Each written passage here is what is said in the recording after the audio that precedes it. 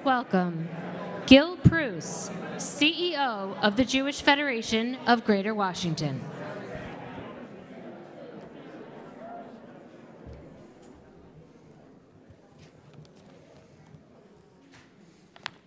Good evening, everyone.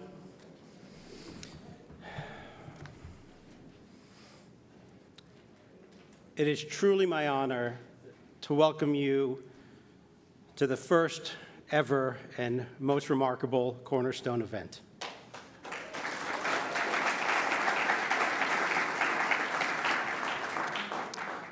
As we begin, I do want to note the enormity of this moment. Thank you to everyone who is here tonight. It feels so good to be together. And thank you as well, yes. And thank you as well to everyone joining us virtually for this momentous occasion. Tonight, we gather to honor and celebrate the incomparable Robert P. Kogod.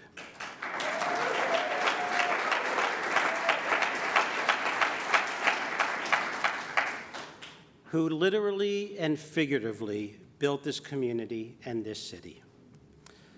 But although we will proudly be honoring him with our inaugural Community Builder Award, the term community builder only scratches the surface of who Bob really is. I first met Bob several years ago when he interviewed me for the role of Federation's CEO. Luckily, I got the job. After some brief introductions, he actually told me to switch places with him and sit in his chair behind the desk in his awe-inspiring office. You know where this goes. He requested that I ask myself the most important questions for this job and then answer them. It was probably the hardest job interview I've ever had. No softball questions. No, what do you do on off days? Every question I asked and I had to answer, and each one got to the core of who I am, why I wanted this job, and what I would do if I were to get it. From that very first interaction, Bob asked me to think more deeply about what was important, what we aimed to achieve, and this has been true in every interaction we've had since. I thought again about the type of person that Bob is earlier this week, as we celebrated Simchat Torah and finished our annual reading of the Torah and started again. I was struck and remembered a teaching by Rabbi Joseph Soloveitchik, who noted that there were actually two creation stories, two stories of Adam in the book of Genesis. In the first story, Adam is tasked to subdue the earth and have dominion over creatures. But in the second, he's given the responsibility to take care of and preserve the world. Two very different roles, two very different kinds of people. Soloveitchik notes that most of us struggle with these two impulses. I know that I do. But Bob integrates and exhibits both. He is grounded in the sense of responsibility to take care and preserve, while also understanding the potential for change and growth. At the Jewish Federation of Greater Washington, we aspire to these same goals. We seek to bring together a clear value of our past and tradition, while at the same time defining clear aspirations for a stronger, more caring, and more vibrant Jewish future. Tonight, as we honor Bob Kogod for all the ways that he has moved us forward, we are also celebrating all of you. It is your passion for this community and for our future that enables us to do our work. It is your commitment that enables us to care for people in need and ensures that our community will have strong organizations for the future. It is your dedication that enables us to educate and engage people in a vibrant Jewish life, even during rapidly changing times, such as we've had over the past 18 months. Thank you for everything that you do every single day. I especially want to thank our generous sponsors for making this wonderful evening a reality. At the pillar level, the Berman family, the Norman and Diane Bernstein Foundation, Susie and Michael Gelman, the Nussdorf Family Foundation, Deborah Radner Salzberg and Michael Salzberg, and at the anchor level, Beco Management, Capital Camps and Retreat Center, Mark Levitt and Kay Klass, Norman Pozis and Melinda Bieber, and George Vandenberg. Our full list of sponsors may be found in your program. Thank you so much, every single one of you.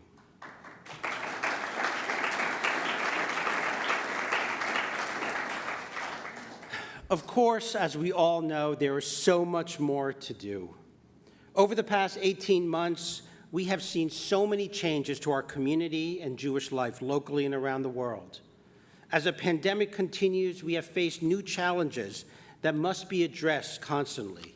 And yet we know that together, we will meet every single one of these challenges, grounded in our collective sense of responsibility and clear in our aspirations of where we must go. True community is about all of you.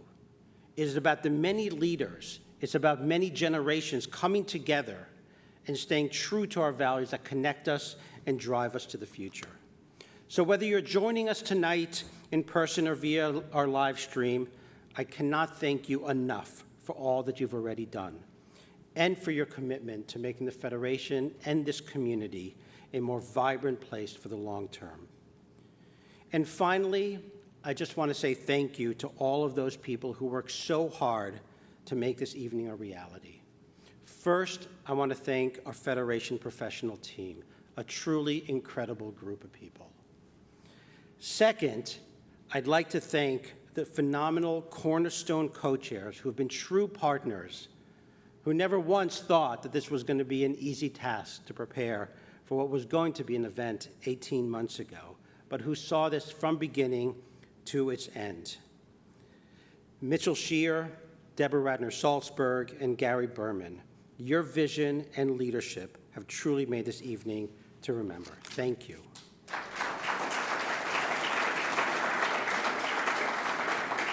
And now it is my honor to introduce Mitchell Scheer, who has worked for many years alongside Bob Kogod. Now, to understand the impact that Mitchell had on this event is probably, I'm not sure how to sufficiently describe it. A true partner from day one. In fact, I believe the person who came up with this idea almost 2 years ago and has worked tirelessly ever since, partnering with us throughout the past 2-year cycle. So please join me in welcoming Mitchell Scheer.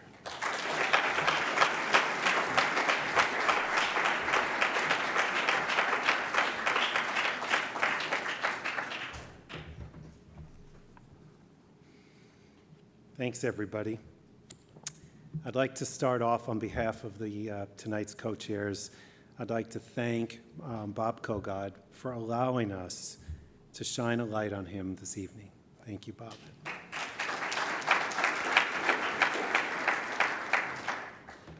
That was no easy task, by the way. The idea of Cornerstone was born at the inaugural event of Federation's real estate division, as we said, nearly 2 years ago, when we gathered in Crystal City to learn about a community that Bob Kogod was instrumental in creating. Pioneered by Charles E. Smith and developed by Bob Smith and Bob Kogod, Crystal City, now known as National Landing, home of Amazon's new headquarters on the shores of the Potomac. In addition to launching Crystal City, the Smiths and Bob Kogod propelled so many real estate careers in Washington. Their influence is sprinkled throughout innumerable companies today as the brightest and best professionals who started at the Charles E. Smith companies. We are so grateful for those legacies. The idea of Federation's Community Builder Award, which we are honored to present tonight, is really simple. Jews have played a vital role in building Washington brick-and-mortar communities, and more importantly, we have formed communities of people with a common set of values. So Cornerstone celebrates those community builders who have led by example and will inspire future generations to continue in that spirit. As the Community Builder Award was being conceived, we immediately thought of Bob Kogod as the inaugural recipient. Nothing could feel more natural than to gather as a community to celebrate Bob Kogod. And of course, when we asked Bob to be the first recipient of this award, he suggested that there were others who were more worthy. Bob, I appreciate your thoughts, but that's just not true. So tonight, in Bob's words, when we chat on the phone back and forth, tonight is a good moment. And it's a good moment because as a community, we have persevered through so many challenges and sacrifices to get here today safely. So let's just do another woohoo for being here and being together.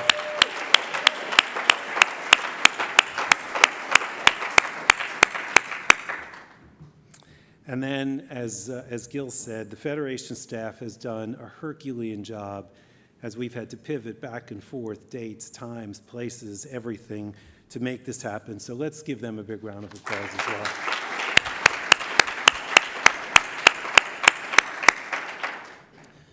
So we asked the question, why do we honor Bob Kogod?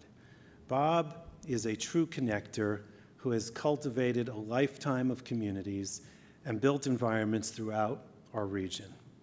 His broad reach of commitment and philanthropy includes real estate, education, and the arts, all built on the idea that collective investments in our institutions benefit and serve all facets of life. He's a visionary who exemplifies that a strong community creates action, results, and enduring continuity that contribute to the greater good for all of us. So, of course, Bob would be the first to say that none of this would have been possible without Arlene by his side.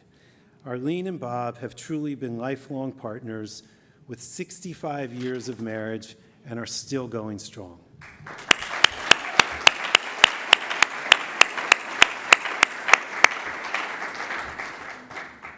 Together, they created so much, including a vast, loyal community of family, friends, team members, and colleagues.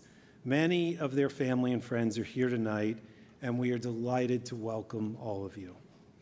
The Kogods embody the very traits that inspired this award and are the guiding principles for its recipients in the future. And the future involves each of us. When I first stood at the Federation event in Crystal City 2 years ago, I looked around at a multi-generational room, not unlike the one we have here tonight, comprised of Jewish leaders who share similar passions, values, and stories as me.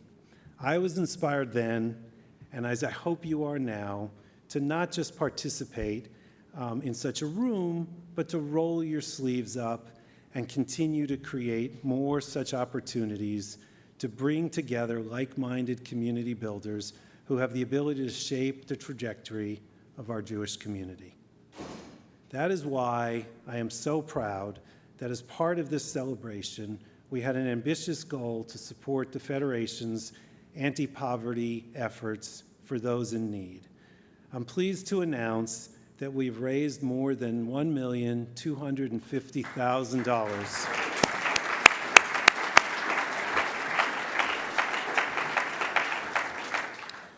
which is truly extraordinary and such a strong testament, first to Bob and to each of you who supported this initiative.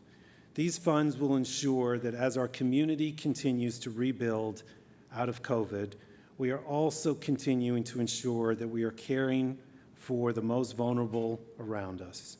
So thanks to all of you for making this event such a financial success. So on behalf of the co-chairs of tonight's event, the entire Federation team, and on behalf of everyone who's had the opportunity to work with Bob Kogod over the last 60 years, I'd like to say thank you to Bob. We are so fortunate to have been touched by all that is so genuine about Bob, and just to name a few, his passion, his creativity, and his immense generosity. Thank you, Bob.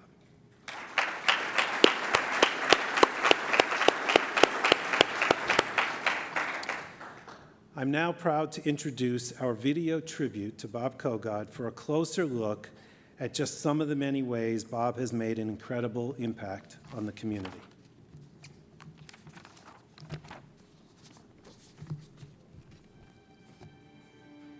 The highest thing you could say about somebody is that they were good people, because the work they did made everybody else's life better. And that's Bob Kogod. There are many philanthropists who say, at the end of the day, how's it working for me? He's always saying, how's it working for the institution or the organization? Bob has given a lot of resources, but more importantly, a lot of time to the Smithsonian. The Kogod Courtyard at the Reynolds Center is really important. For years, that space between the buildings was really just a walkway. And Bob had a vision that said that we can make this not just a beautiful space, but a space that's beautiful to the community. He recognizes that the Smithsonian is the glue that holds a nation together. It's the place that allows people to define their reality and still get hope. And I would argue, in a way, that's a good way to think about Bob Kogod, is that all the things he touches, all the projects he works on, he defines reality, but he gives hope that there can be a better way, a different way, a more expansive way to understand a particular issue or a particular story. Here at American University, our strategy is change makers for a changing world, and Bob Kogod is the ultimate change maker. The concept of creating Crystal City from a real estate point of view was certainly a change maker. They truly changed the landscape of Washington, and I think having a business school named for Bob and Arlene really reflects that. It's an inspiration to our students, and it's an inspiration of the importance of giving back. I can remember in 1999 when this building was renovated and combined, Bob walking me through personally and showing me why he picked certain pieces of art so the students could have a full experience. Part of the gift here to American University are 200 self-selected pieces that are a part of what our business school is. Bob is unique in his interdisciplinary nature. He is unique in his generosity. He is unique in both his strategic and tactical ability to contribute. This is a very exciting time for American University. It's a very exciting time for our city. And I think that we will make Bob and Arlene very proud of the legacy that they've created by the Kogod School of Business. Bob has been a great supporter of many, many causes, including the Charles E. Smith Jewish Day School, many community activities, many civil organizations, always quietly and always a leader and very humble. He was the true anonymous giver. That's the nature our tradition teaches you should have, and very few people have. But he has it in spades. It'll be extraordinarily hard to come close to his legacy. In so many respects, when he became involved in something, he threw himself fully into the activities, as he did in the building of the Hartman Institute in Jerusalem, which he was responsible for. Bob, in my view, has always been the leader. I went along for the ride. He is a mentor, he is a leader in that way, and elevates every single person around him. Sometimes it's his own philanthropy, where he sees an issue or an organization or an opportunity and puts his own resources behind it for others to follow. He has led by example by convening people in a conversation to talk about what needs to be done and where we need to go. And he also leads by example in a quiet way, just through his one-on-one conversations and getting people on their own to think differently about who they are and what they can do. The idea that we can envision a future, even if it's not right in front of us, that is stronger, more vibrant, more together, and where people want to be a part of it. No idea is impossible. It is really about imagining the future and then setting sights on getting there. That is his legacy for the Jewish community. Bob is very knowledgeable about the community, the real estate community, the Jewish community, and generous. Even though he's extraordinarily knowledgeable, he is always very humble about his part in the story. everyone in the real estate community has enormous respect for Bob, but also a fondness for Bob, also a delight that maybe he knows who they are and would stop and talk to them. And so if he is interested in the Jewish community, then it's something you should be interested in. If my husband were here, he would say, well, he was a real estate titan. He was an amazing part of the Charles E. Smith companies. I think Larry was so gratified to have men like Bob and Mel Cohn as one's mentors, that they were just kind of there for you. It's the way he became in the last 20 years of his life. When you end up asking advice, you end up learning a lot. Larry's relationship with Bob was that way. I have this one memory of going to the National Gallery for some donor event, and we were wandering through an exhibit. When we got into the room, he was looking at a particular painting, and when we finished with the room, he was still looking at the painting. We walked over, and he said, "There are some paintings you just can't take your eye away from." I remember thinking that's probably how he lived his life. That's true for paintings, it's true for problems, it's true for sanctuaries. You just don't want to take your eye away from them. And that's how I think of him, is all about what he noticed, how he led you, how he let you learn from the experience, and so the impression he leaves you with. He is a remarkable man.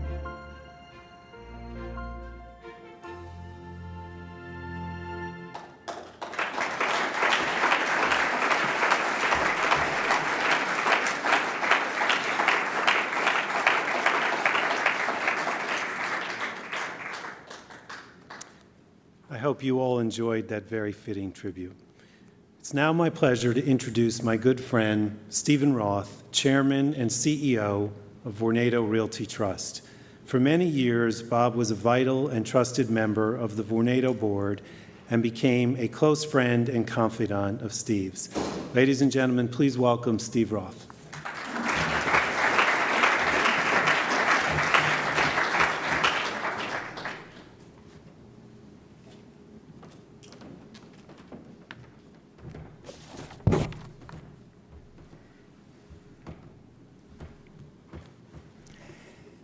The Kogod School of Business at American University, the Kogod Center on Aging at the Mayo Clinic, the Kogod Courtyard at the Smithsonian Institution designed by Norman Foster with Bob Kogod's help.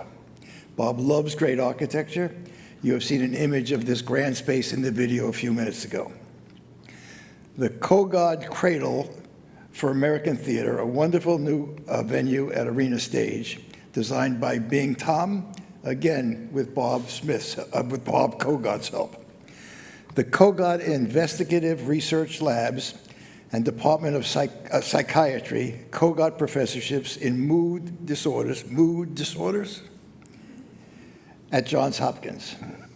The Kogod Campus and Kogod Research Center for Contemporary Jewish Thought at Shalom Hartman Institute in Jerusalem, where Bob is board chair. The Kogod Center for the Arts, a classroom building and theater at Sidwell Friends School. The Kogod Theater at the University of Maryland's Clarice R. Smith Performing Arts Center. Lead naming gifts for theaters in support of the arts at Arc Theater, Studio Theater, Atlas Theater, and Signature Theater. And more, and on, and more. In my research for these remarks, there were 9 pages, single-spaced, documenting Bob and Arlene's philanthropy. Their heart and support is concentrated in education, healthcare and medicine, the arts and culture, Jewish causes in Israel, and support of their local community. As you might expect, Bob, being a master builder, is inclined to support buildings and great architecture. His input into master planning and design always results in greatly enhanced level of excellence. And then there is the giving pledge made in 2016, the ultimate philanthropic gesture. Thank you, Bob. Thank you, Arlene. We are in awe of your enormous generosity and so appreciate your philanthropy and your leadership.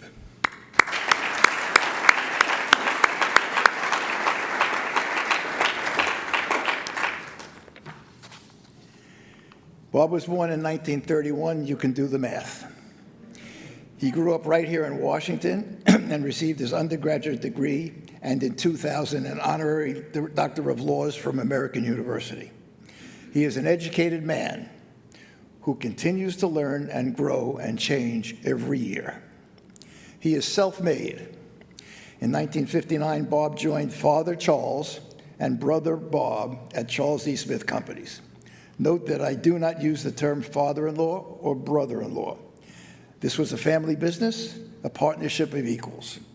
In the beginning, there were 11 employees, and at the peak, there were thousands.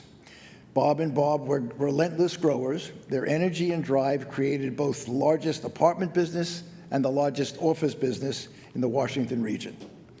They were master builders. They are giants.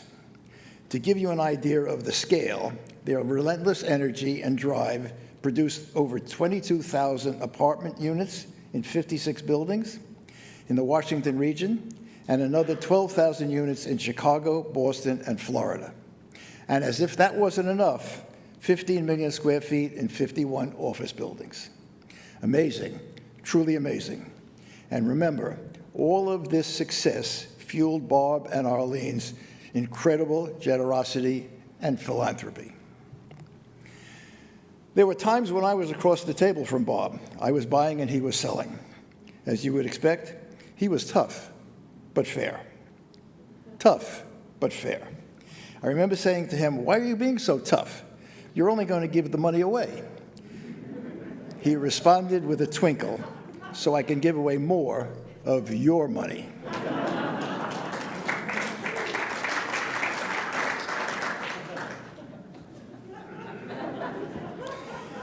Now, I come from the faraway Principality of Manhattan to pay my respects to my friend, my mentor, and my partner, Robert Kogod, and to the lovely Arlene. We all know Bob is quiet and thoughtful, strong and aggressive, very smart and very wise, measured, kind, and caring. He is a leader, maybe even the leader. Bob is known to Bobby as his friends. If you ask me, I'm okay with Prince Robert, using my principality analogy.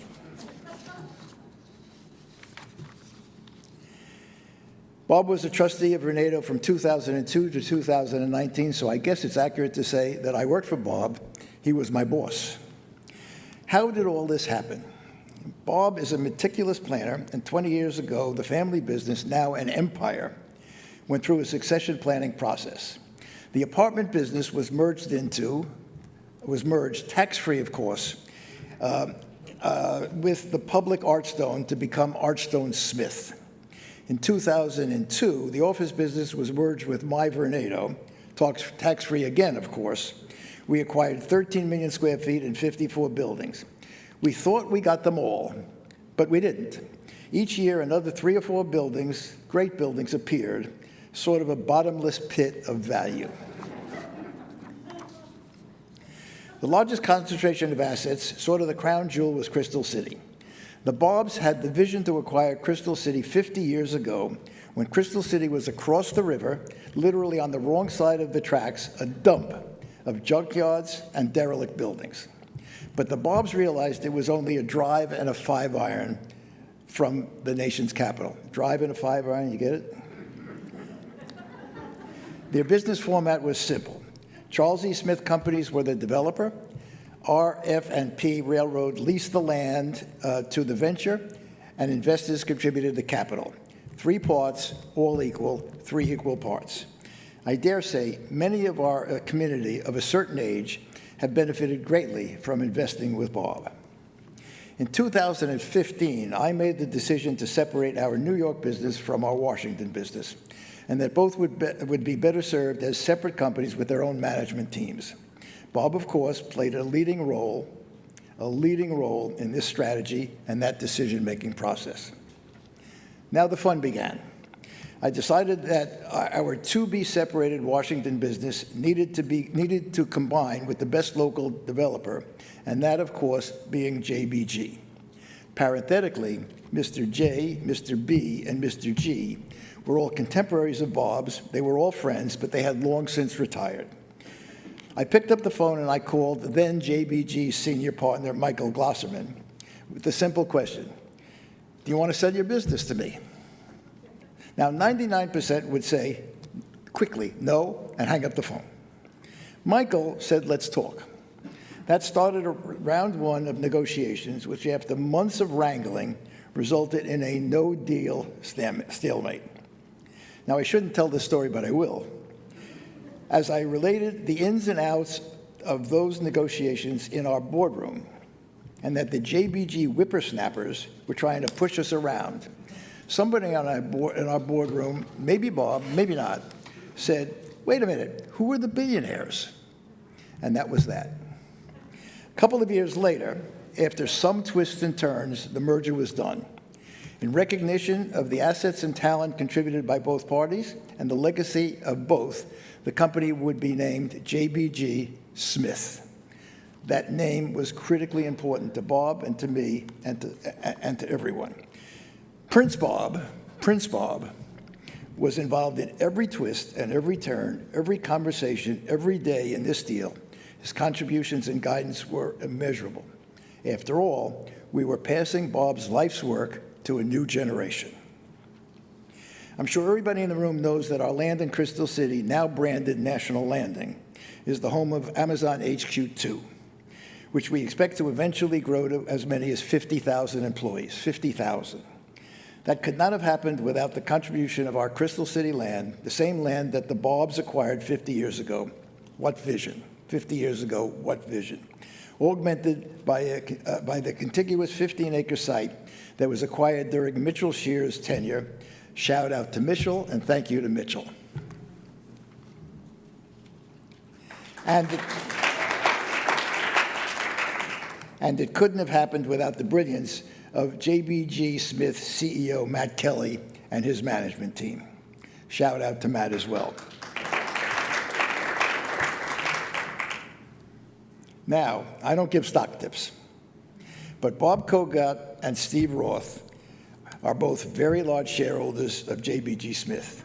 We have never sold a single share, and we have instructed our children likewise, you make your own judgments. I can tell you honestly that Bob Kogod, AKA Prince Bob, is my upperclassman by age, my mentor by wisdom, and my advisor by experience. His every word has meaning. He understands that to arrive at the correct answers, one must ask the correct questions. In Vornado's boardroom, he was always the first or the final voice that I turned to. Bob's decision-making process was always the same. He would summarize the issue point by point, ask the correct questions, and lay out the pros and cons to a point where the correct decision became obvious. One more thing. Risk-taking and risk management is critical in business and critical in life. Prince Bob has the best understanding of risk-taking and risk measurement of anybody I know. Bob's devotion to Arlene and Arlene's devotion to Bob is legend. Family is the center of their lives. Darrell and I have been married 52 years, and we don't hold a candle to you guys. Lastly, I turn to Bob and Arlene's passion for and love of art and culture. They invest in what they love. Bob and Arlene are avid, passionate, obsessed, addicted collectors. They are true connoisseurs. They are true sophisticates.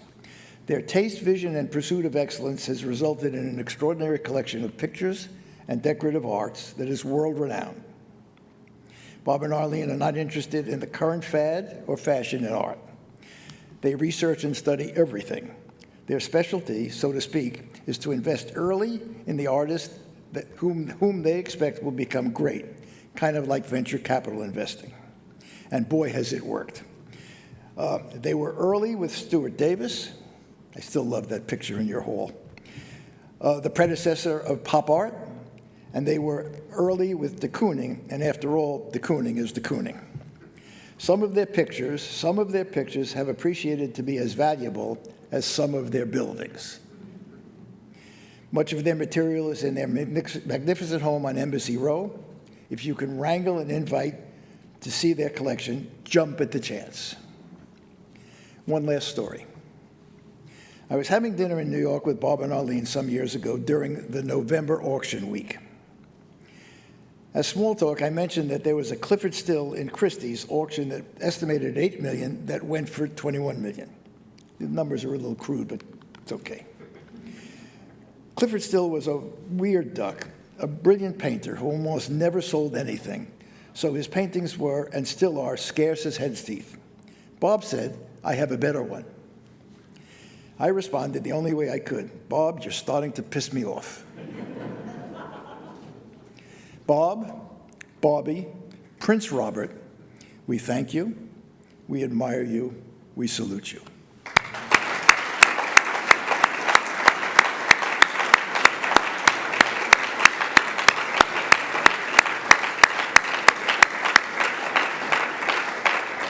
One last ad lib, if I might. When Bob and I first became partners, he began to spend time in New York in my office. And he saw what I had in my office, and he didn't like my pictures. So he lent me a picture. And that was great. And he didn't like where I put the picture, so then he took it back.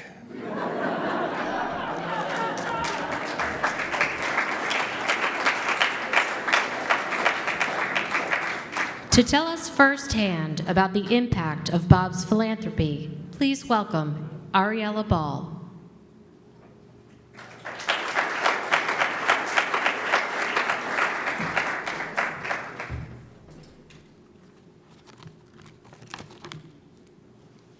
Good evening, everyone. My name is Ariella Ball, and I am a Jewish teen from the DC area. I'm so excited to be here to celebrate Mr. Kogod's incredible impact on the Jewish community. It is such an honor to be here to represent the thousands of children and teens for whom Mr. Kogod has made a difference for over the years. I have attended Charles E. Smith Jewish Day School since I was 7 years old, and I have just completed my 9th summer at Capitol Camps, where I was a counselor in training, and I am so excited for my 10th summer next year. I came to Capitol Camps in 2013 as a 4th grader who barely knew how to tie her shoes. With the help of my counselors, cabin mates, and the whole camp community, I came home that summer with relationship-building skills, new friends, and memories to last a lifetime. Mr. Kogod, you didn't know it at the time, but your belief in Jewish camping changed that 4th grader's life. Ever since my first summer at camp, Friday night Shabbat dancing has been my favorite part.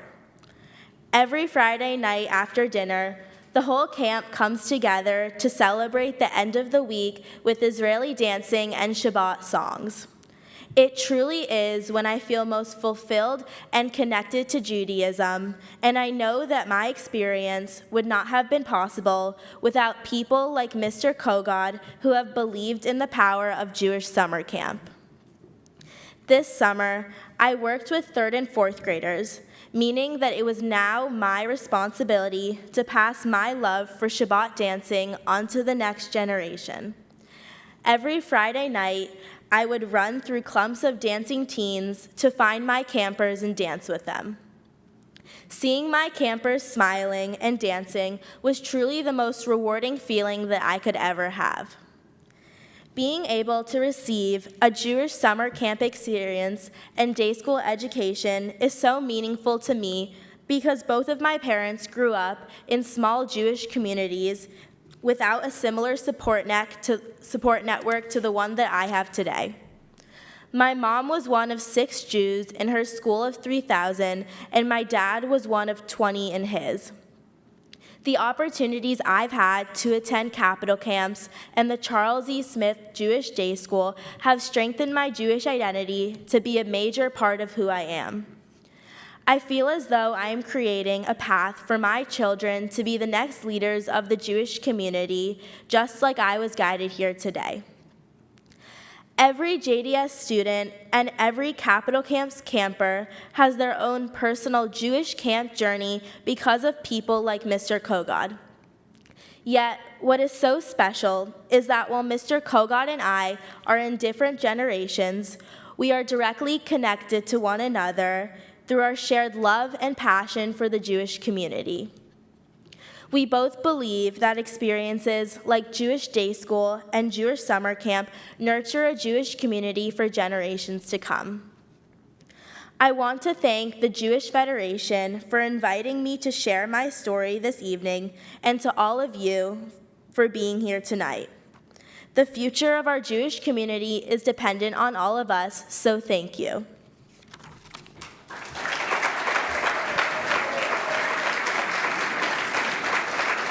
And now, please welcome author, essayist, scholar, and president of the Shalom Hartman Institute, Rabbi Dr. Danielle Hartman.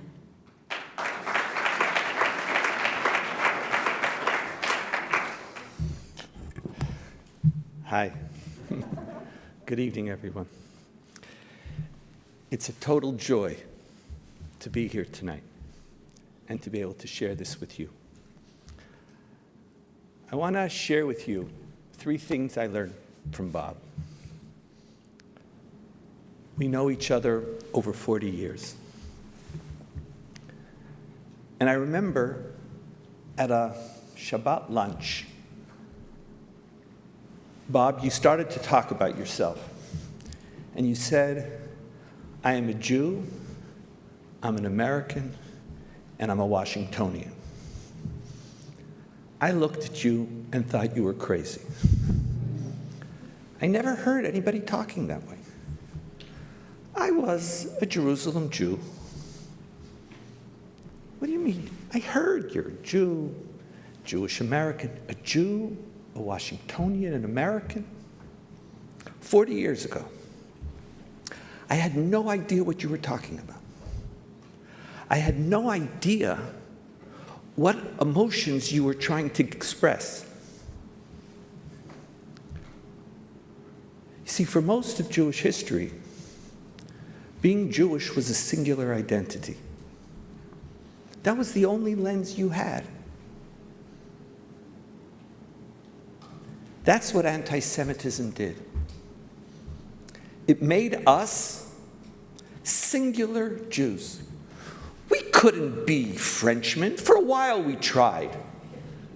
We couldn't be German.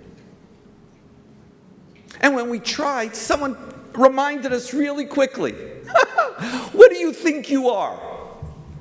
You think you're a doctor, you think you're a Berliner, you're a Jew.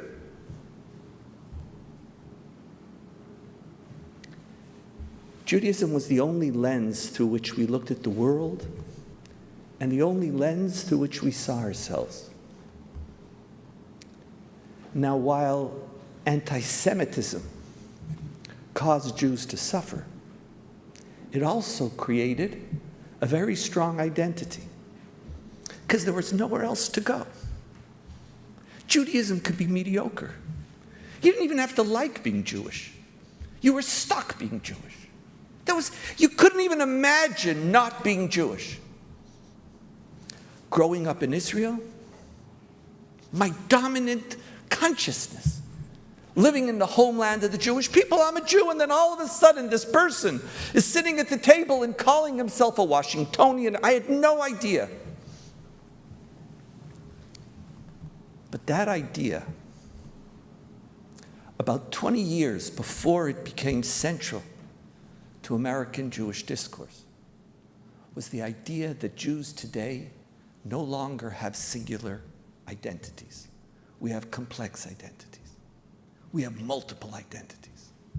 And one of the remarkable gifts of America is that even though there is some anti-Semitism, But every ethnic minority is hated to some degree in America. It's one of the great stains on this remarkable country. But we're at home here. And you were the first Jew who taught me that you could be at home here. Now that idea shaped 40 years of my work. Because when you have a singular identity, you can't leave. But when you have a complex identity, Judaism will only be important to you if it's compelling, if it's vital, if it's vibrant. Because you have somewhere else to be. You don't have to leave, you could just ignore it. I'm a Washingtonian, I'm an American, I'm also a Jew. But if Judaism is going to count, we have to earn our place in a marketplace of ideas. We have to stand for something. When we have singular identities, membership in institutions is easy. Where else are you going to go? Which other club is going to welcome you? And for decades in North America, Jewish institutions counted on Jews having singular identities. Synagogues and JCCs and schools and federations. We could count. Where are you going to go? Of course you're going to be a member. Of course you're going to donate. But in a world of complex identities, our institutions also have to compete. We have to compete for your attention. We have to compete for your loyalty. That's why personally, besides I would be anywhere at any evening in which you're honored anywhere in the world. But it's a singular or special honor to be here in this federation, which plays such an important role in a partnership with the Hartman Institute. And while we have partnerships all across America, Gil working with you and your team, you understand what it means to work in a world of complex identities. And Bob, you're the first one to teach me that idea. And the whole history of the Hartman Institute, our pursuit of ideas, our pursuit of elevating the quality of Jewish life, is so that a Jew who is a Jew, an American, and a Washingtonian will want to take their Judaism seriously. And that, the idea that you can leave, is frightening. But the opportunity to create a Jewish identity, which is not built on anti-Semitism, but is built on vibrancy and a love of your past and of your culture and your tradition, I'll take that any day of the week. That's the first thing I learned from you. The second thing I learned was that Israel isn't really Israel. Very early on, you started to call Israel the Third Jewish Commonwealth. Here too, I had no idea what you're talking about. Do you know anybody who calls Israel the Third Jewish Commonwealth? Bob does, all the time.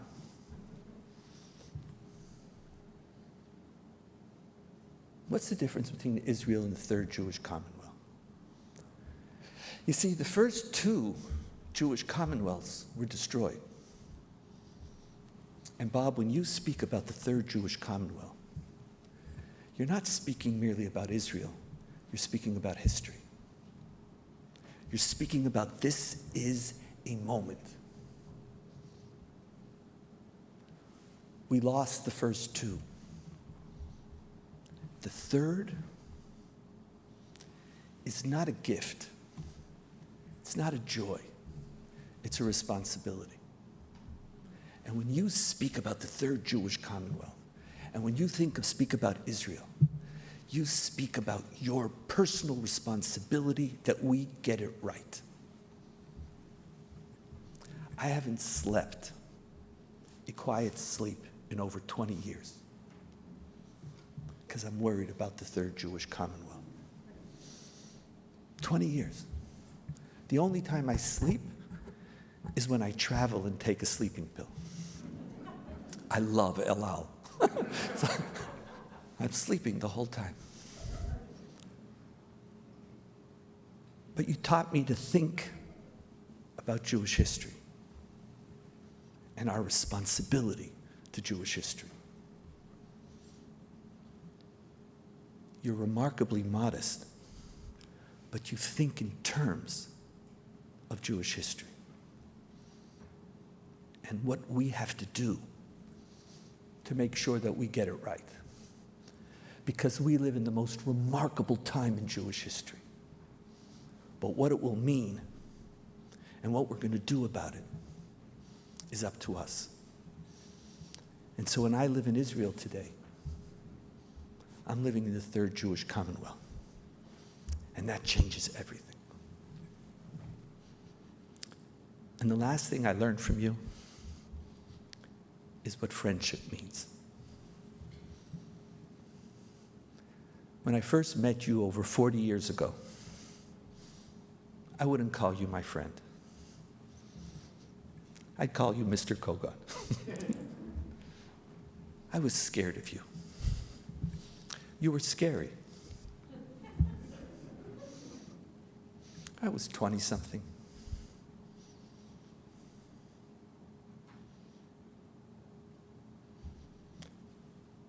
You demanded. I remember at the time, the Hartman Institute was spending about $200,000 a year, and then it grew to about 300 or 400. And you told my father, it's time for the Hartman Institute to have a budget. My father said, I don't want a budget. My father didn't know what a budget meant.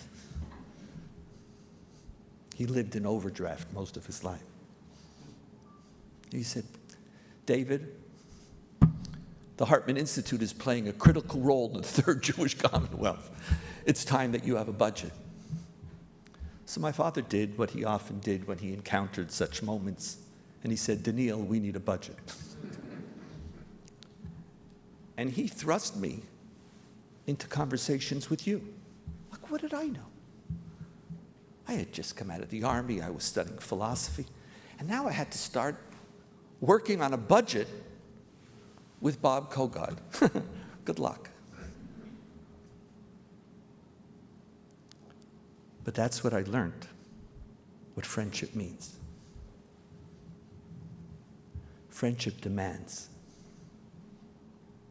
Friends expect. But true friends give unconditional love. There's not a moment in my life in the last 40 years, not a single moment, not a success, not a difficulty, and not a failure, personally, institutionally, medically, that we haven't been there together. Every single moment, you were at my side. And at every moment, I knew I could count on you. And sometimes counting on you was to be challenged. Sometimes counting on you was to say, Danielle, get to work. Sometimes it was to force me to do something that I didn't imagine. You were also critical.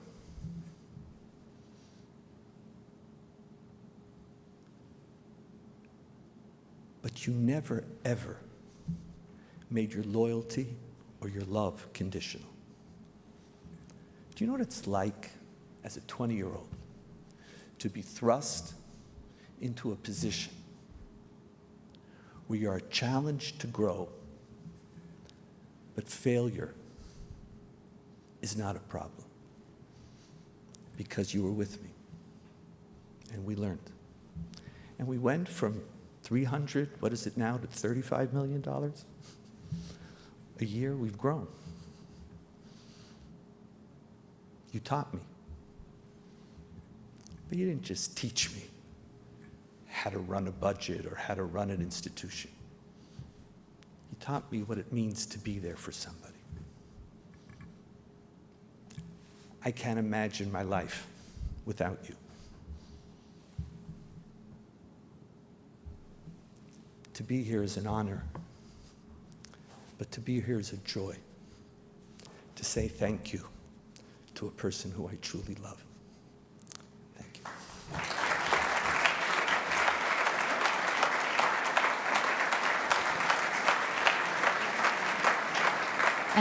please welcome Josh Bernstein, CEO of Bernstein Management Corporation and co-chair of Federation's Community Leadership Program. That was really beautiful, but also completely unfair to have to follow that. Thank you, Rabbi Hartman. I know Bob has spoken just as fondly about you as you just did about him. As a lifetime Washingtonian, I have been really blessed and fortunate to grow up with amazing philanthropic and communal role models, starting with my own parents, Diane and Norman Bernstein, and many others. And Bob and Arlene were contemporaries of my parents, close friends of my parents, and shared a lot of those commitments, passions, and interests. All of these role models have been guiding examples for me as I think about the impact that I wanted to create in the world and within the Jewish community. And I think Bob and Arlene represented to me wonderful examples of people who could walk comfortably in both of those worlds, balancing your commitment to the Jewish community and your commitment to the broader community. And I've heard you say those words too. I'm a Washingtonian, I'm a Jew, and I'm American. And you've balanced all of those. And we've heard about Bob and Arlene's extraordinary philanthropy, Bob's amazing accomplishments in business. What I'd like to talk about is your generosity as a human being and your generosity of spirit. You've been an incredibly patient and thoughtful mentor to me. And I think of the movies of Mr. Miyagi and, Kung Fu with, that's not the right question, grasshopper. And, you didn't tell me what I wanted to hear, but you shared wonderful wisdom. And what I've learned in hearing from the other remarks, and when I reflect on many of those conversations that go back, decades, you didn't tell me what to do. You led me in a process of coming to that on my own, which is a wonderful gift as a teacher. I remember one time I was coming to ask you to support a philanthropic endeavor, but I took the opportunity to ask for some business advice while I was there and shared what I defined as a dilemma of sort of conflicting opportunities. And Bob said, I'm waiting to hear about the problem. All I hear about is wonderful options. So that was a good answer. Thank you. Bob's commitment to the Jewish community led me to co-chair a wonderful program, a leadership program where 16 leaders in the community have engaged in really thoughtful work together to really grapple with the biggest problems of our community. Debbie Salzberg, who's here tonight, is my co-chair in that endeavor. And that's really my way of sharing what I've learned from you with as many people as will listen. And people talk about an honor. It's an honor to have had the opportunity to sit with you recently and have you share your life's journey. But it also, I'd like to borrow Rabbi Hartman's words, it is a joy to be able to stand in front of you and Arlene. And it's important to say Bob and Arlene because the only reason we're not honoring Bob and Arlene is because of Arlene's humility. But make no mistake, this is a partnership, has been a partnership for a long time. I know that. Everybody who knows you well knows that. So when I thank you, Bob, I thank you both. But what I love about the conversation is it was inspiring to me, and it was captured on film, and we get to share that, and I hope you share that inspiration. So thank you. Roll tape.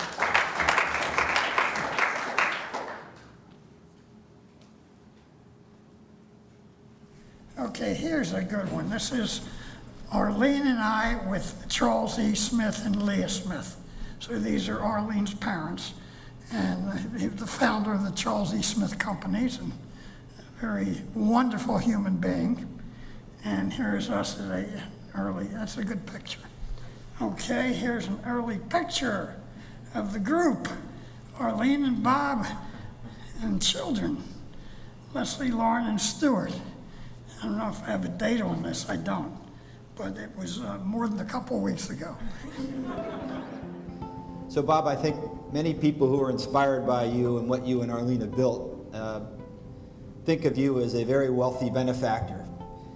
You weren't always wealthy, and I think you were involved in community and charitable work even early on in your career. Can you talk about that a little bit? Yes, I've always had an understanding or interest in community and being part of it. So that when my partner and I were building houses, and I was 25 years old, is when we made our first contribution to Federation. Wow. We contributed $300 to Federation and at that time, and that was the beginning, and have done every year since. And fortunately, the numbers have grown also. Yes, they have. Business and family are intertwined. Your partnership with Bob Smith, you had many family members involved in the business. You continue to be actively involved in the business through your life. You also have a very strong commitment to your own nuclear family, and I'd love you to talk about that and how you balanced driving a business that needed a lot of attention with raising 3 wonderful children. Well, as you say, we have 3 wonderful children who are now adults. And we brought them up and we taught them that they had options. And then they left town, exercised the options. We said, what happened? In any event, they each went to where they were happy, and we were delighted to reinforce that. And as we say, we maintain very close contact. I love that. I'm taking notes on the family side too. So let's shift to philanthropy, because I think very few people have been as intentional and strategic about their philanthropy over an extended period of time as you and Arlene have, and Bob and Clarice Smith have. You haven't just been responding to requests, which many of us do. You've been involved with organizations in conceptualizing them, building them, and sustaining them, and taking them to whole new places. I'm thinking of, Hartman Institute, for example. I'm thinking of what you did at the National Gallery with that extraordinary courtyard. Can you talk about the origins of that, your philanthropic vision, where that came from, and how that ties to your personal values? Well, I think, first of all, I grew up with certain knowledge, involvement, family involvement in philanthropy. My parents did not have the same means, but at the same time always gave to different charitable causes. And then when Arlene and I had disposable income, it was apparent to both of us that we shared the interest. And I don't call it giving back, I call it investing back in community. So then it's a question of, if you have a certain amount of disposable income, how much you choose to invest back in community. And then it's a matter of, okay, what choices do you make? And so what we've then done is we said, look, we're members of different communities. We're members of the Washington community, members of the American community, members of the Jewish community, and with the rebirth of the State of Israel at this time, it became particularly significant, so that we should be, when given the opportunity, participate in the different communities. So what we've tried to do is balance and say, okay, you give to all of these different ones, and just a matter of determining the priorities, but try to be represented, and recognition that you've been fortunate and that you want to share in that good fortune. So we've been lucky. I think of it as an impressionist painting. There are a lot of dots, and when you take a step back, it makes you can't focus on one of the dots of the painting. You have to take a step back and see it in its totality to appreciate the beauty of what you and Arlene have done. That's a very good way of looking at it. It's true. So let's talk about the Jewish community in Washington, which you've lived through really the creation and dramatic changes in the Jewish community in Washington. 60 years ago was a very different kind of community, 70 years ago. Can you talk about those early days? I mean, I remember my father talking about when something needed to happen in the Jewish community, it was often Charles E. Smith who would, make 6 calls and gather a meeting at his office, and 80% of the money for that project was raised in one meeting. Well, prior to World War II, Washington, D.C. was relatively small, numbered in the hundreds of thousands. And then when World War II came, and then after that, it grew to the point we're now in the millions. Now, that same growth, exponential growth, occurred in the Jewish community, both number of people and number of opportunities. So you and I are fortunate to have lived during that time, being part of community became a very natural thing. It became something that is fairly basic, just as we are in other parts of our life. And so, again, we're fortunate, and it's a matter of seeing that, attempted to act it out. You and Arlene have managed to be, titans in many areas. Arlene is not sitting with us today, but she is very much a part of this story. Well, Arlene and I have continued to have a very close marriage in which we share a great deal. So whereas we're talking about things I've done, she has been very much a part of it. And she should be given equal credit with me. Her interest in theater led us to play a meaningful part in the arena stage. And we like each other. I know you do. It's a wonderful partnership, and I do want to say your wife is an extraordinary example of selfless devotion to family and to our community. I mean, she is a very important part of your story on all facets of your life. So I think it's important to agree, but thank you. I know she's probably cringing over there, but I think it's important to say. You have a lifetime of lessons that you've learned and wisdom that you've accumulated. What would you advise someone who's in their 20s and their 30s and trying to make their own way and make their mark on the world? To know thyself. The first thing is to learn who you are and come to terms with it. Be comfortable with it. If not, try and make changes, because you're going to have to live with yourself for hopefully a large number of years. Lisa and I have spent a lot of time thinking with intentionality about people we see as great models of balance and focus on business, their personal pursuits, community, focus on family. And I just want to say, you and Arlene have just been exemplars on all of those areas and in living a life of purpose, balance, compassion, and hope. Even when facing great challenges, I've always thought of you as someone who sees the potential and the hope, and that is a huge inspiration to Lisa and to me, and I know to many others in our community. So thank you both. Thank you, Josh. That was an ultimate compliment, and I thank you.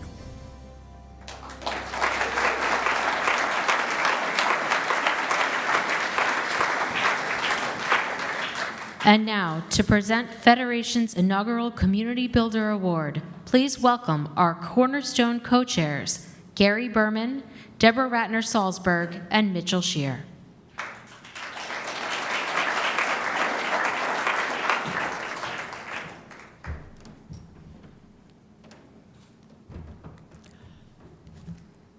Bob, it is our pleasure and honor to invite you to the stage so that we can recognize your extraordinary accomplishments.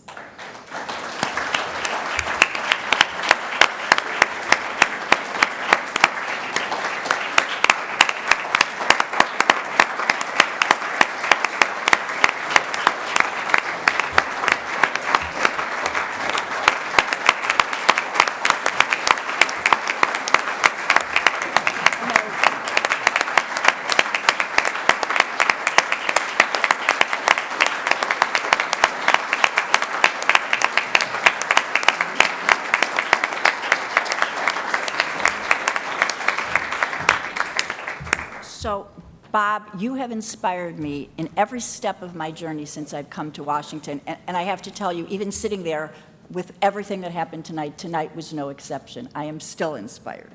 And you are, to me, an incredible example of who we as leaders need to follow. And you've led us and taught us to embrace our roles as leaders to build both the community in Washington and our Jewish community. So thank you.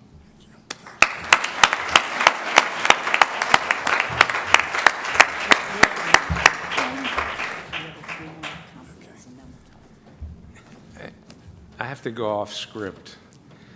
Tonight we've heard from giants and future giants, and every one of them talked about how they were inspired, how they learned to be visionaries. I mean, on and on from our giant. Bob Kogod. What a man. What a person to be our first Cornerstone recipient of this award. It's going to be a tough act to follow to find recipients, but we know what characteristics we are looking for in the future. Bob, we are so honored. We have a lot of real estate people in the room. This real estate community has built Washington, a lot under your guidance and inspiration, and we hope as a federation we continue to bring real estate people together, not only to meet each other, but to participate in charitable acts throughout the Washington community and in the Jewish community. And we thank you all for being here, and we thank you all for being sponsors and supporters. And Bob, we just couldn't be more honored than to have you standing here tonight and listen to what we got to listen to. It was a special treat, special treat. Thank you.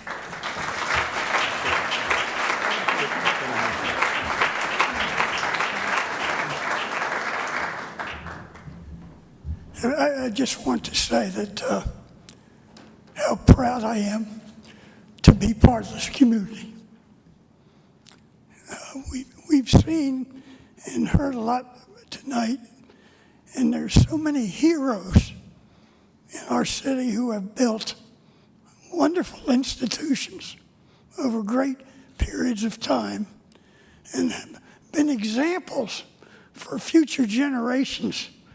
So I just want to thank everyone here and everyone who's been part of it. Something we have done very much together, and I want to make sure that everyone gets their due credit. And again, thank you.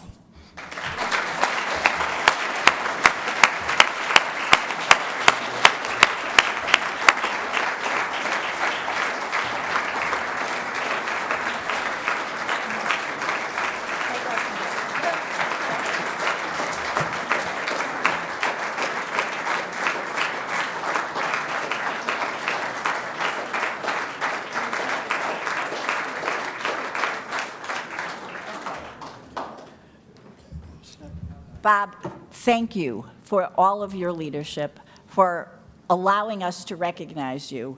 You have been the first to recognize, to accept this award, and you are truly the cornerstone of our community. And it couldn't be more appropriately named for you, because you have laid the foundation for so many of us here.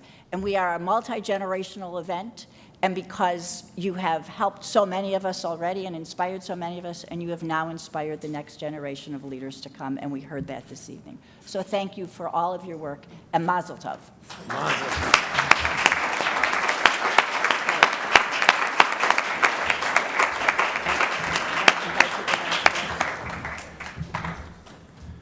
So I'd like to invite you all to go back upstairs to enjoy dessert and each other. And thank you again all for being here and for sponsoring this event, helping us raise money for our community.